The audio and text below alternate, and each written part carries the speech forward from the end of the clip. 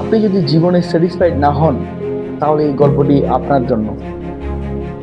একদিন বৃষ্টির সময় হঠাৎ একটি কাক একটি গাছের ডগায় উঠে খুব মন খারাপ করে তার জীবনে যে দুঃখ দুর্দশা, সে দেখতে কালো, তাকে কেউ খাবার দেয় না, সবাই তাকে দূর দূর করে তাড়িয়ে দেয়, এই কথা ভেবে সে কান্না করছিল। হঠাৎ তার গাছের নিচেই এক সন্ন্যাসী বসেছিল। তো কাকের যখন মন খারাপ হলো, তখন তার চোখ থেকে কান্না গড়িয়ে এক ফোঁটা পানি সেই সন্ন্যাসীর গায়ে পড়লো।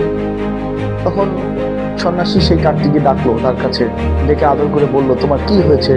তখন সে তার অভাব অভিযোগ, তার দুঃখ বেদনার কথা বলল। তারপর এগুলো শুনে সন্ন্যাসী একটু হাসি দিল। আচ্ছা বলো তো, তুমি কি হতে চাও? কার মতো হলে আমি তোমাকে তাই বানিয়ে দেবো, তুমি তাহলে সুখী হবা? সে বললো, আমি রাজহাঁসের মতো হতে চাই। তো সন্ন্যাসী বললো, আচ্ছা ঠিক আছে, তুমি রাজহাঁসের কাছে গিয়ে জিজ্ঞাসা করো সে জীবনে হ্যাপি কিনা।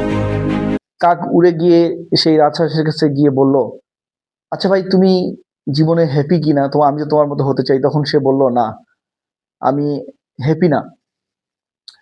আমি আসলে এই পৃথিবীতে সুখী হচ্ছে টিয়া পাখি, তার রং অনেক সুন্দর, মানুষ তাকে অনেক আদর যত্ন করে।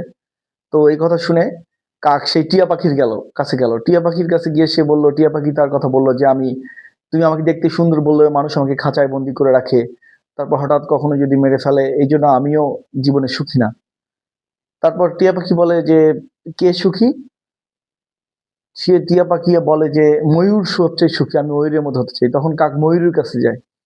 ময়ূর কাছে গিয়ে ময়ূরকে যখন জিজ্ঞাসা করে যে, ময়ূরকে দেখতে অনেক লোক চিড়িয়াখানায় জড়ো হয়েছে, সবাই তার প্রশংসা করছে। তো ময়ূর বলতেছে যে, উম, ময়ূরকে যখন জিজ্ঞাসা করলো কাক যে, তুমি কি সুখী? না, আমি সুখী না। তখন ময়ূর বলছে, ময়ূরকে বললো যে, কেন তুমি সুখী না? তোমাকে অনেক মানুষ ভালোবাসে, দেখে, আমাকে চিড়িয়াখানায় বন্দি করে রাখে, আমার কোনো স্বাধীনতা নেই। তখন কাক তাকে বলে, তুমি তাহলে কার মতো হতে চাও? কে সুখী? সে বলে যে, আমি কাক হতে চাই, কাক।